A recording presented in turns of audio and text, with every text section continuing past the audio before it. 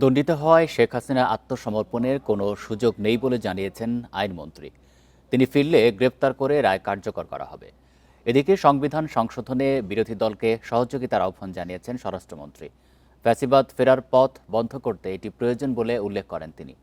মঙ্গলবার সংসদে জনগুরুত্বপূর্ণ বিষয়ে আলোচনায় অংশ নিয়ে এসব কথা বলেন তারা গ্রেপ্তার হবেন।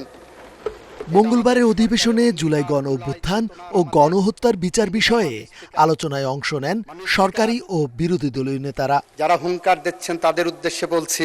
ডেপুটি স্পিকার কায়সার কামালের সভাপতিত্বে অধিবেশনে আইনমন্ত্রী বলেন, ভারতে বসে যারা আত্মসমর্পণের কথা বলছেন, দণ্ডিত হওয়ায় তাদের তেমন কোনো সুযোগ নেই।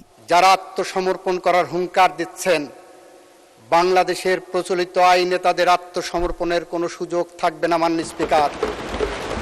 কারণ আইনের কাছে তারা দণ্ডপ্রাপ্ত আসামি, বাংলাদেশের সীমানায় ঢোকার সাথে সাথে তারা গ্রেপ্তার হবেন।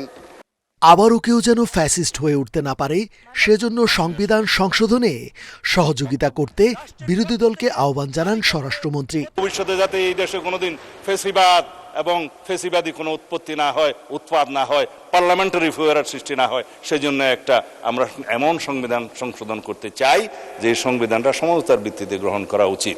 এদিকে বিরোধী নেতার প্রশ্নের জবাবে স্বরাষ্ট্রমন্ত্রী বলেন, 5 আগস্ট জুলাই স্মৃতি জাদুঘর উদ্বোধন করবেন প্রধানমন্ত্রী। এই সংবিধান সংশোধনী কমিটিতে আসবেন, তাহলে আপনারা। রেজওয়ানুল হক, ইন্ডিপেন্ডেন্ট নিউজ, ঢাকা।